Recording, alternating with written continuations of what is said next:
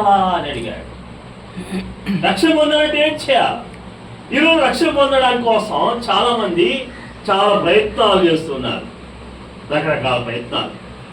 ఎవరి భక్తి వారు ప్రయత్నాలలో కూడా రక్షణ పొందడానికి కోసం చాలాగా మరి ఏం చేస్తున్నారు? పైవారి ఎవరైనా మనకు మంచి పలుకుబడి వాళ్ళు మాట చెప్పిస్తే మనం బయట తప్పిస్తారేమో, వినిపిస్తారేమో అనుకుంటారు కదా. రాజకీయ నాయకులు, అధికారులు ఎవరున్నారని చెప్పేసి దాన్ని ఎవరైనా జామీన్ డబ్బులు కట్టి మనం జామీన్ వినిపిస్తే వాళ్ళు బెయిల్ ఇప్పిస్తే అప్పుడు బయటకు రావచ్చు అనుకుంటారు. కానీ ఇక్కడ ఈయనకి ప్రాణరక్షణ అనేది నాకు అర్థమైంది. ఆత్మరక్షణ కంటే ప్రాణరక్షణ గురించి అర్థమైంది. ఇప్పుడు నా ప్రాణం నేను ఇలా రక్షించబడాలి, తప్పించుకోగలిగానంటే నేను ఏం చేయాలా? ఇప్పుడు నా ప్రాణమే దక్కిందనంటే నా భార్య పిల్లల ప్రాణం కూడా దక్కినట్టే, నా తల్లిదండ్రుల ప్రాణం దక్కినట్టే, నా తోబుట్టుల ప్రాణం కూడా దక్కింది. కాబట్టి ఎలా రక్షణ నేను ఏమి చేయాలా, నేనేం చేయాలా అని అడుగుతున్నాడు. అప్పుడు అన్నారు ఇద్దరు, ప్రభువైనా యేసునందు విశ్వాసముంచుము. ఎవరి యందు? ఇలా మా మీద కాదండి, మనుషులు మా మీద కాదండి. మేము ప్రార్థన చేసాం కరెక్టే, పాటలు పాడేది కరెక్టే, నువ్వు నిన్ను హాని చేసుకోవద్దని కేకలేసి చెప్పింది కరెక్టే. కానీ మీరు మా యందు కాదు విశ్వాసం, దేవుడు రక్షించగలిగిన దేవుడు ఉన్నాడు. పాపులను రక్షించిన క్రీస్తు యేసు ఈ లోకానికి వచ్చాడు. నశించిన దాన్ని వెనక్కి రక్షించడానికి ఈ లోకానికి వచ్చాడు. ఇదిగో ఎవరు కూడా భూమి మీద ఉన్నటువంటి వారు ఎవరు కూడా పాపం తీసేయలేని వారు, ఆ యొక్క కీడు నుండి, శాపము నుండి, తీర్పు నుండి, ఉగ్రత నుండి, దేవుడి కోపం నుండి తప్పించగలిగిన వారు ఎవరు లేరు. మరణం నుండి తప్పించగలిగిన వారు, రక్షించగలిగిన వారు ఎవరు లేరు. భయంకరమైనటువంటి యమగుండం అనేటువంటి నరకాగ్నిగుండం నుంచి తప్పించగలిగిన వారు, రక్షించగలిగిన సమర్థత కలిగిన వారు ఎవరు లేరు. ఇదిగో లోకరక్షకుడు ఉన్నాడండి. అందరినీ సృష్టించిన సృష్టికర్త అయిన దేవుడు ఉన్నాడు. అన్నిటికీ సృష్టికర్త అయిన దేవుడు ఉన్నాడు. సకల జీవ ప్రాణులకు ఆయన ప్రాణప్రాప్తి ఇచ్చిన దేవుడు ఉన్నాడు. ఆయనే ప్రేమిస్తున్నవాడు, ఆయనే కృపగలిగినవాడు, ఆయనే జాలిగలిగినవాడు, ఆయనే దయాళుత్వం కలిగిన దేవుడు. అందుకోసమే ఆయన పరలోకము విడిచిపెట్టి భూలోకానికి మనందరి కోసం ఈ లోకానికి వచ్చాడండి. ఆయన బుద్ధి జ్ఞాన సర్వసంపత్తుమైంది కూడా, గొప్ప ఐశ్వర్యవంతుడైంది కూడా, ఆయన ధనవంతుడైంది కూడా మీకోసం నా కోసం దరిద్రుడయ్యాడండి, దాసుడయ్యాడండి. ఏమి లేని వాడు రిక్తులుగా చేసుకున్నాడండి. ఆయన మన శిక్ష మనం భరించలేమని చెప్పి మనందరి పాపశిక్ష తనపై వేసుకున్నాడండి. ఆయనే మన కోసం కలవశిలో అన్యాయంగా చనిపోయాడు. ఏ పాపము చేయలేదు, ఏ తప్పు చేయలేదు, ఏ నేరము చేయలేదు, ఏ దోషము చేయలేదు. అటు ప్రభు యేసుక్రీస్తు వారిని మన కోసం అన్యాయంగా కొట్టి చంపారండి. రక్తం చేత కొట్టారు, గొడవ చేత కొట్టారు, తల ముళ్ళగీడ మొత్తారు, చేతుల్లో చీరలు కొట్టారు, కాలులో మేలు కొట్టారు, పక్కలో బలిపోడు కొట్టారు, ఘోరంగా హింసించి చంపేశారండి.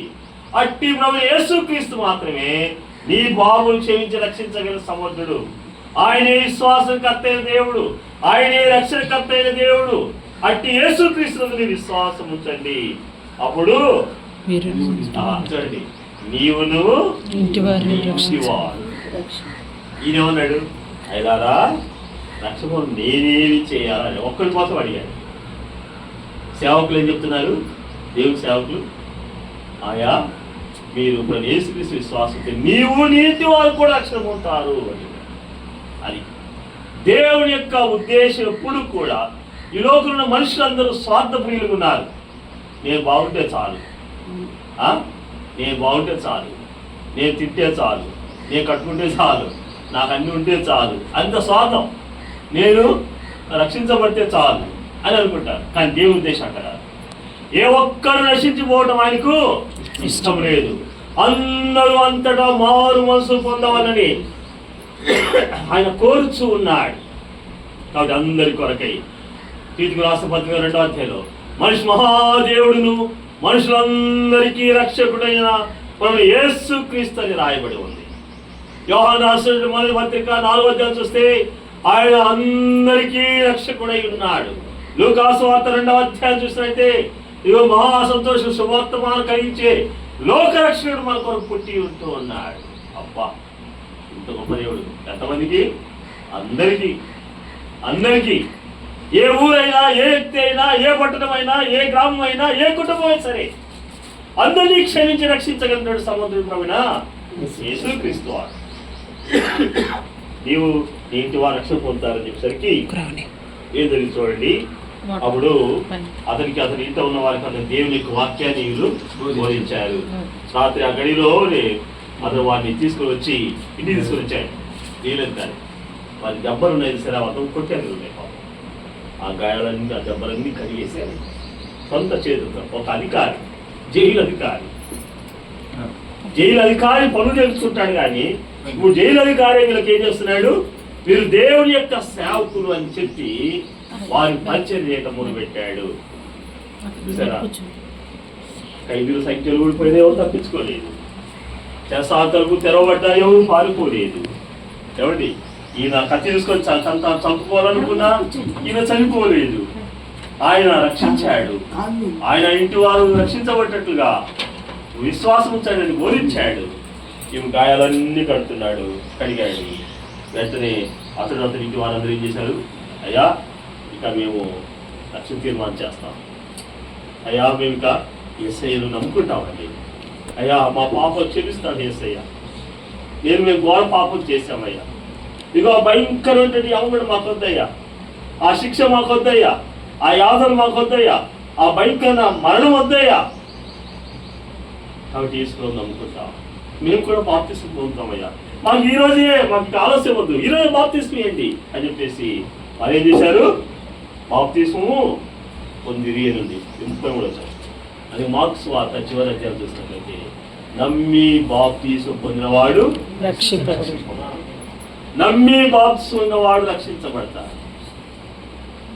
అలాగే మీరు నమ్మి రక్షించబడ్డారు కదా, అదవును కదా. అయినా రక్షణ పొందకు ఏమి చేయాలని ప్రాధేయపడ్డాడు. ఇప్పుడు ఆయన భార్య కుటుంబం అంతా కూడా విశ్వాసం ఉంటారు, మాంసంగా రక్షించబడ్డారు. 34 వచ్చిన మరియు అతడు వారిని ఇంటికి తోడుకుని వచ్చి భోజనం పెట్టాడంట. జైలు ఆఫీసర్ ఆయన ఇంటికి తీసుకొచ్చాడు, భోజనం పెట్టాడు. రాత్రికాలం పొలంలో అతడు ఇంకేం చేశాట? దేవుని యందు విశ్వాసం వచ్చిన వాడై తన ఇంటి వారందరితో కూడా ఆనందించాడు. యేసుక్రీస్తును విశ్వాసం ఉంచాడు, అందరితో కూడా ఏం చేశాడు? ఆనందించాడు. అందుకని ఫిలిప్పీయులకు రాసిన పత్రిక 4వ అధ్యాయం 4వ వచనం అంటున్నాడు, ప్రభువైన యేసునందు ఆనందించండి, మళ్ళా చెప్పినప్పుడు ఆయన ఆనందించండి. Rejoice in the Lord always. And again I will say rejoice in the Lord always. కొంతమంది తాత్కాలికంగా ఆ చుట్టా బిడ్డ సిగరెట్ తాగితే అప్పుడు ఆనందం అనుకుంటారు. అబ్బా, సీరియల్ పెట్టుకుంటే వాటి అవుతుంటే ఇటు అవుతా ఉంటారు, ఆనందం అప్పుడు అనుకుంటారు. సినిమా కొద్దిసేపు ఆనందం అనుకుంటారు. పండుగలో కొద్దిసేపు ఆనందం. చికెన్ తింటే, మటన్ తింటే కొద్దిసేపు ఆనందం. ఆహారం తినవచ్చు, మంచిది. కానీ హాని కలిగించే మత్తు పానీయాలు కానీ, లేదా హాని కలిగించేటువంటి చుట్టా బిడ్డ సిగరెట్లు కానీ క్యాన్సర్ వస్తున్నాయి కదా, గ్యాస్ ప్రాబ్లం వస్తున్నాయి కదా, అల్సర్ ప్రాబ్లం వస్తున్నాయి కదా, రకాల జబ్బులు వస్తున్నాయి కదా, ఎన్నెన్నో వస్తున్నాయి. కానీ వాటి కూడా అలా చూసి ఆ టీవీలు, ఫోన్లు చూసి చాలా మంది దృష్టి పోగొట్టుకుంటున్నారు కదా. చాలా మంది నరాలు వచ్చినాయి, చాలా మంది టైం వేస్తూ ఉన్నారు. అయితే అలాంటి పరిస్థితులలో వాళ్ళకి ఆనందం లేదు, ఆ కొద్దిసేపే టీవీలలో, ఆ ఫోన్లలో. అయితే యేసుక్రీస్తు విశ్వాసం ఉంచితే ప్రభువైన యేసుక్రీస్తునందు ఎల్లప్పుడూ ఆనందించండి. మళ్ళా చెప్తాడు, ఎల్లప్పుడు ఆయనందు ఆనందించండి అని పౌలు గారు చెప్పారు. ఇక్కడ ఏం చెప్తున్నాడు? జైలధికారి ఇంటి వారందరితో కూడా వాళ్ళు కూడా విశ్వాసం ఉంచాడు, ఆనందించాడు. మీరు కూడా మన యేసుక్రీస్తు విశ్వాసం ఉంచండి, మీరు కూడా బాప్తిస్మం పొందండి, మీ యొక్క తెలియని వారికి కూడా చెప్పండి, వాడికి కూడా దేవుని తీసుకురండి, దేవుని మాట వినిపించండి, వాడికి కూడా రక్షించబడ్డట్టు చేయండి, మీ కుటుంబాలు కూడా రక్షించబడ్డకు మీరందరూ కూడా ఆనందపడ్డట్టు చేయండి. ఇలా చేస్తే మీకు, మీ కుటుంబాలకు ఆశీర్వాదం. దేవుడి కొన్ని మాటలు దీవిస్తున్నాడు.